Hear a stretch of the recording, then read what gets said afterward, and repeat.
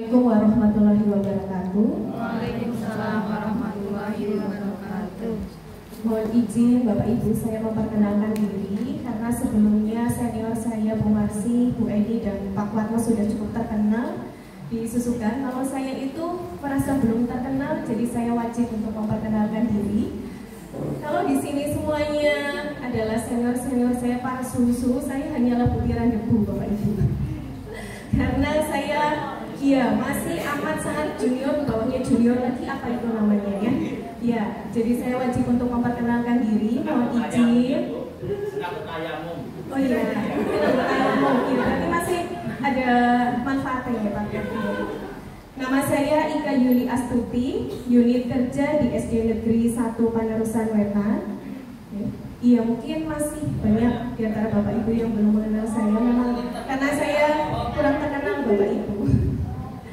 Saya akan melanjutkan materi dari Bu Eni. Tadi Bu Eni sudah sangat energik sekali menyampaikan materinya ya, berkaitan dengan kisi-kisi. Sebetulnya kita sebagai guru, sebagai pendidik sudah tidak asing lagi dengan yang namanya kisi-kisi.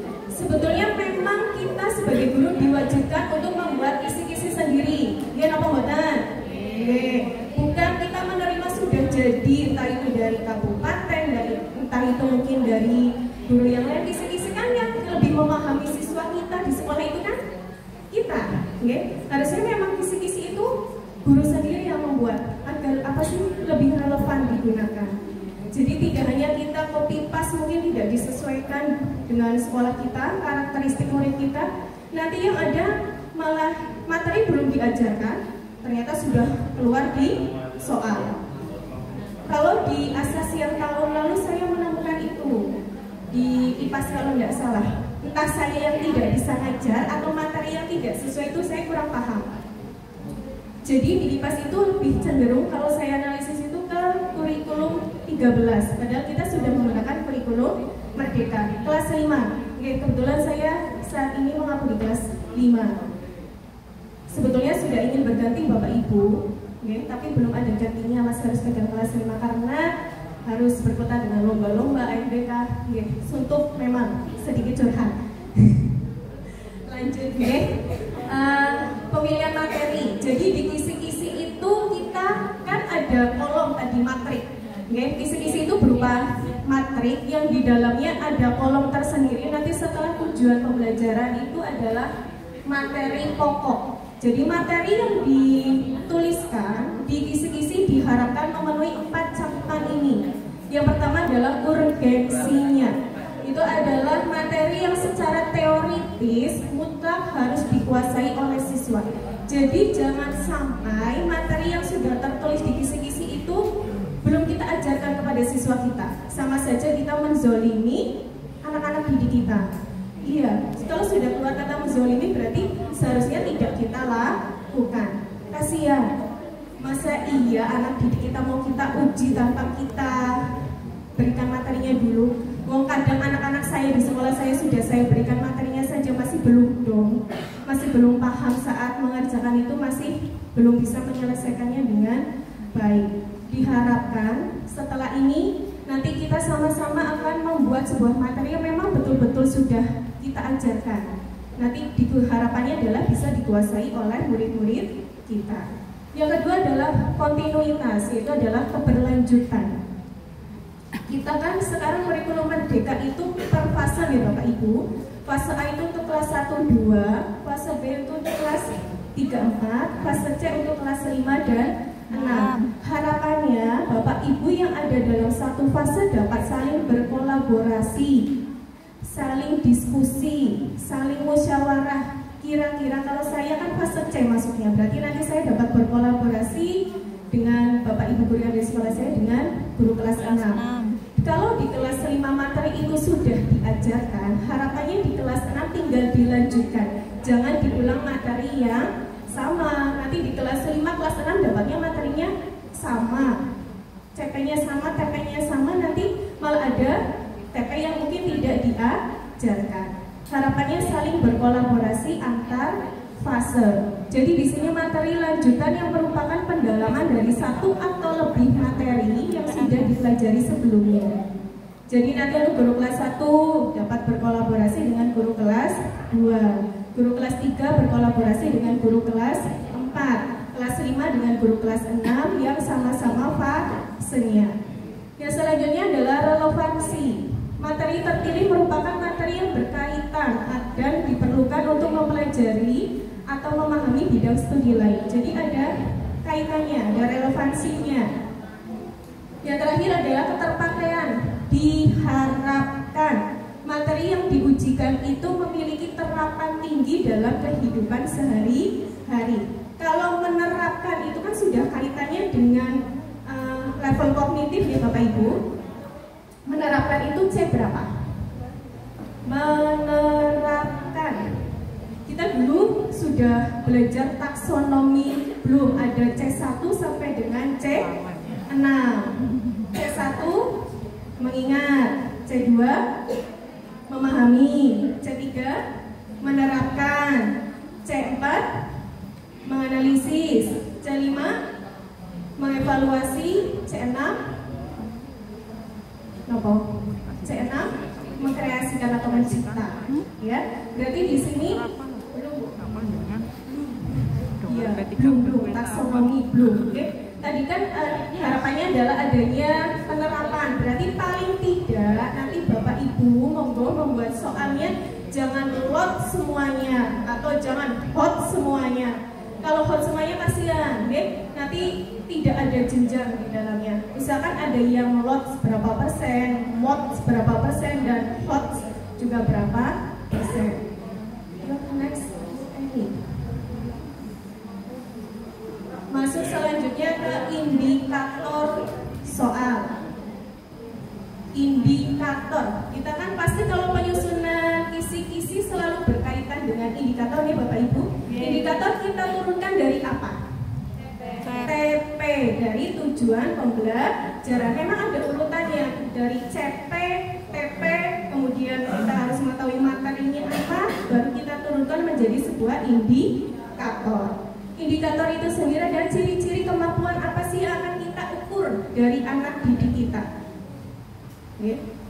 Di sini karena penulisan indikator itu merupakan suatu yang penting, merupakan dasar untuk penulisan soal yang diharapkan dapat mengungkapkan kemampuan murid yang hendak diukur. Jadi sudah tertulis jelas di situ. Kita mau menggunakan indikator apa? Menjelaskankah? Kalau menjelaskan berarti masuknya C2. Ya. Menjelaskan sudah dimasukkan dalam indikator itu.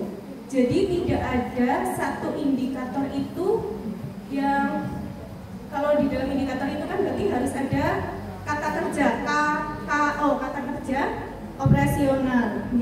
Sebaiknya supaya kita fokus satu indikator, satu KKO. Boleh tidak satu indikator lebih dari satu KKO? Boleh, ya monggo Bapak Ibu bisa nanti menuangkannya dalam bentuk soal yang sesuaikan dengan indikator. Sekiranya kita merasa kesulitan, sebaiknya satu indikator, satu KKO saja dulu. Kalau yang sudah para susu, monggo sudah terbiasa ibaratnya sambil marah-marah bisa nulis isi-isi. Kalau saya itu baru masih latihan, jadi biasanya satu indikator itu satu KKO. Selanjutnya Bu Eni.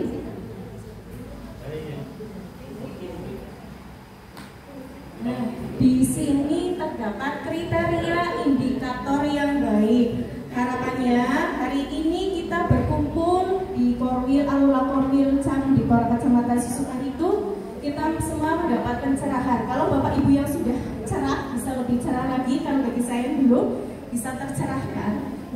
Kriteria indikator yang baik di sini yang pertama harus memuat ciri-ciri SKL (standar kelulusan) atau KD yang hendak diukur. Jadi tidak mungkin indikator itu tanpa adanya SKL atau KD yang hendak diukur. Yang kedua adalah memuat satu kata kerja operasional yang dapat diukur. Ini yang tadi saya jelaskan ya Bapak Ibu, sebaiknya untuk memudahkan satu indikator, satu KKO, satu kata kerja operasional. Kemudian yang ketiga berkaitan erat dengan materi dan kompetensi dasar. ini kaitannya dengan materi tadi. Materi apa saja yang sudah Bapak Ibu ajarkan kepada anak didik Bapak Ibu, itulah yang dimasukkan ke dalam kisi yang nantinya akan dituangkan menjadi sebuah soal yang digunakan untuk mengevaluasi sejauh mana putra-putri Bapak Ibu semuanya itu menguasai materi yang sudah diajarkan. Ini berarti masuknya tetap asesmen sumatif karena dilaksanakan setiap akhir tujuan pembelajaran. Ketika tujuan pembelajaran Bapak Ibu belum selesai, maka itu namanya bukan asesmen sumatif. Berarti tidak perlu ditulis di daftar nilai. Kalau tadi Bu Marsi memberikan sebuah gambaran, bisa kok mana nilainya nggak dimasukkan, ya nggak apa-apa, karena itu memang suatu bukti otentik anak kita sudah melakukan evaluasi. Tetapi lebih baik disesuaikan saja dengan jumlah yang ada, TP-nya berapa. Jadi nggak nambahin gawean saya, menurut saya nubah batik Bapak Ibu. Jadi TP-nya berapa, ya nilainya seananya lah se-TP itu, kayak gitu.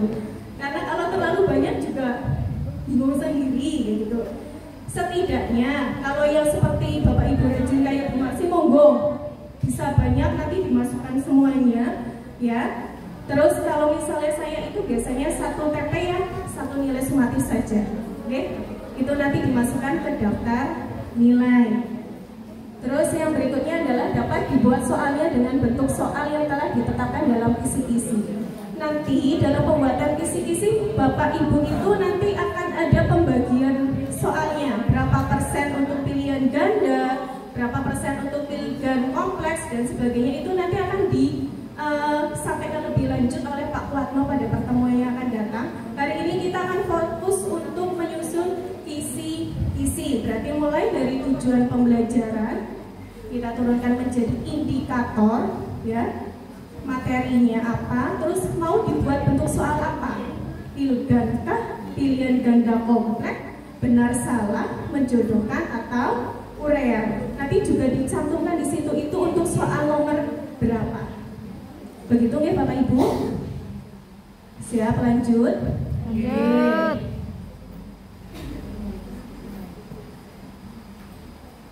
Ini teknik perumusan indikator sudah tertulis di situ merah besar semua. HOTS. Diharapkan kan kurikulum merdeka anak didik kita itu bisa mengerjakan soal yang bentuknya HOTS.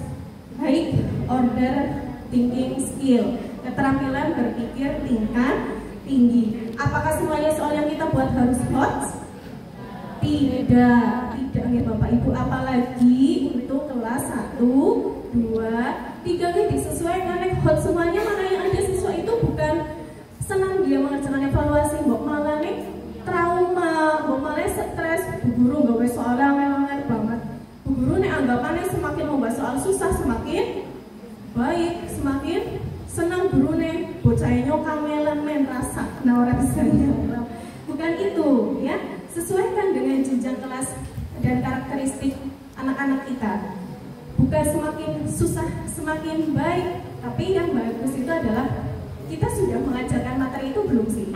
Kalau sudah, berarti anak didik kita harus bisa menyelesaikan materi tersebut dengan benar. Berarti itu namanya kita berhasil. Jika belum, berarti nanti akan masih ada kegiatan remedial. Okay? Di sini ada 2 bentuk indikator, nanti akan Bapak Ibu buat. Yang pertama adanya stimulus, okay? Stimulus itu bisa dalam bentuk disajikan sebuah gambar, disajikan tabel. Kalau lebih bagus lagi nanti gambarnya diperinci, misalnya disajikan gambar peta Jawa Tengah, misal untuk pelajaran PKN kan bisa jadi kalau kelas 5 itu ada kan yang NKRI itu kan berkaitan dengan peta kabupaten kalau saya. Kayak tadi di semester 2 kayaknya semester 1. Di sini nomor 1 contohnya disajikan titik-titik siswa dapat. Maksudnya stimulus itu adalah disajikan gambar peta atau disajikan gambar tumbuhan, siswa dapat menjelaskan atau siswa dapat menganalisis. Berarti sebelum masuk ke dalam KKO itu sudah ada stimulus di depannya. Disajikan gambar kan, disajikan tabel atau apa? Tapi Tapi lebih bagus lagi Bapak Ibu akan merinci gambar apa yang akan disajikan di situ. Gambar tumbuhan, gambar peta Provinsi Jawa Tengah atau peta Kabupaten Banjarnegara. Ya, nanti monggo silakan. Jangan cuma langsung yang nomor 2 ya Bapak Ibu tanpa stimulus. Jadi langsung siswa dapat menjelaskan. Harapannya kisi-kisi yang kita buat itu diawali dengan stimulus dulu. Jadi ada pembeda antara kisi-kisi yang sekarang dengan kisi-kisi yang sebelumnya.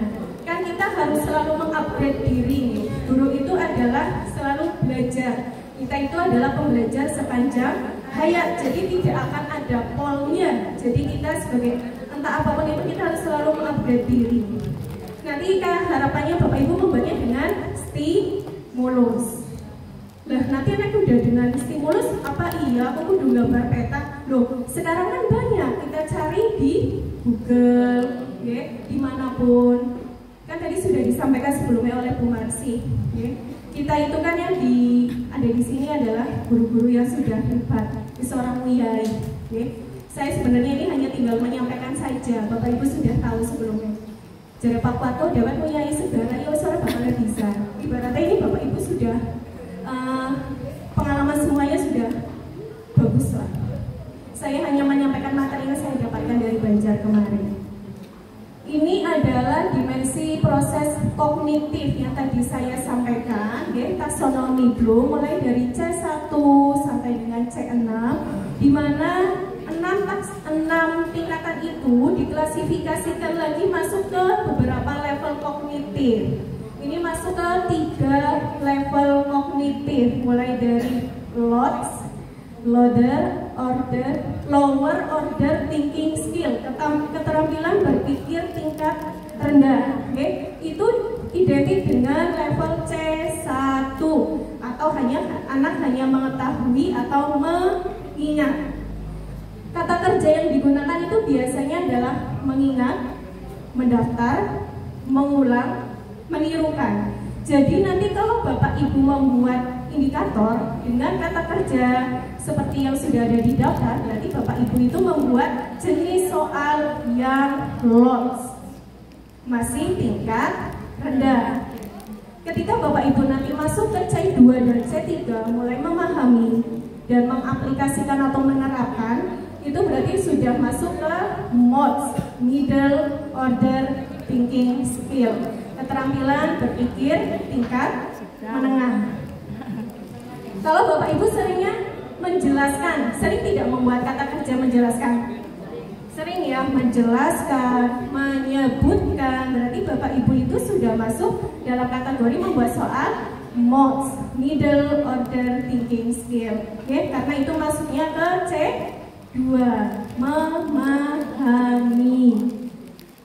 Setidaknya lah yang membuat nanti Bapak Ibu buat dari MODS ke HOTS. MODS memang dan akeh lah, aja lote sing akeh. MODS banyak ya dibanding HOT dan LOTS. Iya. Jangan banyak di LOTS-nya, nanti anak didik kita tidak kita persiapkan untuk masa yang akan datang, padahal persaingan semakin ketat. Kita menghadapi itu sudah bukan generasi alfa beta, malah sudah generasi yang penuh dengan tantangan yang berbagai macam.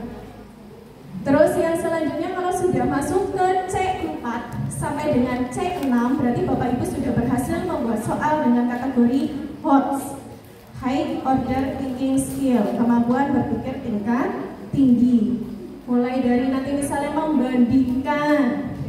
Kalau sudah menggunakan kata kerja membandingkan, berarti sudah masuk soal HOTS karena dia adalah C4. Terus kemudian ada lagi biasanya memilih, memutuskan, itu C5. Yang paling tinggi itu adalah mengkonstruksi, mengkreasi, mendesain, mengembangkan, menulis. Biasanya kan bahasa Indonesia deh ya, peserta didik dapat menulis puisi. Nah, itu berarti Bapak Ibu sudah membuat soal HOTS.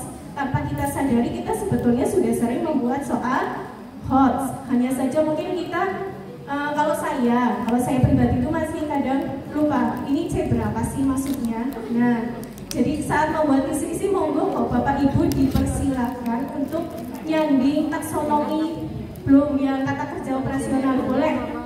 lihat itu di saat ini tidak membawa di Google, dimanapun bisa searching itu, nanti dicari untuk membuat indikator supaya sudah langsung terarah. Jadi nanti indikator yang kita buat itu sudah bisa langsung kita gunakan untuk menyusun soal. Jadi orang Indo gaweni, siki gaweni asal-asalan baik isi-isine. Loh, nanti ketemu dengan Bapak Ibu lagi. Mending saat ini sudah benar-benar fix hasil karya Bapak Ibu. Nanti kita review, dari hasil review itu nanti Bapak Ibu akan mendapat sebuah masukan dari teman sejawat. Mungkin kurang, harusnya indikatornya ini, atau mungkin harusnya bentuk soalnya bukan pilihan ganda tapi urean. Itu nanti akan jadi sebuah masukan untuk Bapak Ibu, bisa diperbagi. Jadi kisi-kisi yang kita buat itu sudah sempurna menurut versi kita, menurut kemampuan kita. Lanjut ini. Nah, ini Bapak Ibu ada contoh indikator soal. Indikator soal kan dulu kita pernah membuat indikator itu ada A, B, C, D. Ingat Bapak Ibu? Indikator soal, ya. A, B, C, D. A-nya apa? Audience atau peserta, audience. B-nya behavior atau perilaku. C-nya kondisi, condition. Dan A, B, C, D. D-nya adalah degree. Muncul sekali lagi di klik Bu ini, nanti akan muncul degree atau tingkatan. Di sini sudah diberi warna sesuai dengan klasifikasinya. Disajikan gambar beberapa tumbuhan sama-sama merah ya, berarti ini adalah sebuah kondisi. Anak nanti disajikan sebuah gambar tumbuhan. Peserta didik di sini berarti mewakili audiens atau peserta. Dapat menganalisa cara perkembangbiakan tumbuhan tersebut. Berarti itu adalah perilaku atau behaviornya di sini menganalisa. Berarti masuk C berapa Bapak Ibu? C4. Berarti sudah termasuk kategori jenis soal HOTS. Okay. Berarti sudah masuk kategori HOTS. Dengan benar itu adalah degree atau tingkatannya. Dengan tepat boleh. Itu bisa dipahami Bapak Ibu? Berarti urutannya adalah C, A, B, D. Okay. C, A, B, D. Mulai dari kondisi dulu. Disajikan sebuah gambar peta boleh. Nanti disesuaikan dengan mapel Bapak Ibu yang sudah ditugaskan. Mapelnya apa sih? Untuk stimulusnya disesuaikan dengan materi pokoknya. C, A, B, D. Stimulus dulu, audience, behavior, baru terakhir adalah degree atau tingkatannya. Bu ini selanjutnya sudah. Oh sudah, ternyata sudah habis Bapak Ibu materinya. Berarti kita nanti akan berkelompok Bapak Ibu akan dibagi satu orang nanti mendapat satu lembar isi belangko penyusunan kisi-kisi. Monggo sesuaikan TP dengan tugas pembuatan soal Bapak Ibu, kebagiannya apa. Nanti dilihat TP-nya, masukkan ke situ, silakan Bapak Ibu membuat indikatornya sendiri. Karena kalau TP kan kemarin sudah ada ya, sudah ditetapkan. Bapak Ibu mulai dari pembuatan ini, menetapkan materi dulu, kemudian indikator, kemudian nomor soal dan jenis soalnya apa. Hari ini berarti produk yang harus kita hasilkan adalah kisi-kisi. Siap Bapak Ibu? Siap. Siap. Termenung. Siap. Buka mulut tertawa 3 kali. Buka mulut tertawa 2 kali. Buka mulut tertawa 1 kali. Buka mulut tertawa tanpa suara. Iya, kalau anak-anak di sekolah saya kalau sudah mulai diam kah atau malah mulai berisik seperti itu, atau pakai tepung ikan, prok berenang, cari makan, diam. Pokoknya yang memang luar biasa. Tapi kita guru kan orang pernah kenangan lakon ya Bapak Ibu, apapun pasti kita bisa. Iya. Sudah siap? Monggo dibagi. Bu Marsha apa gimana? Oh ya, berkelas. Iya, Bapak Ibu sudah duduknya sudah per kelas nomor daring ini. Iya, berarti nanti sekarang duduknya per kelas, ya. Nanti akan mendapatkan belangko untuk menyusun kisi-kisi. Ya, per kelas seperti kemarin, misal kelas 1, kelas 2 kalau PJW dan agama kan sendiri. Ya, sudah mengelola sendiri. Ya.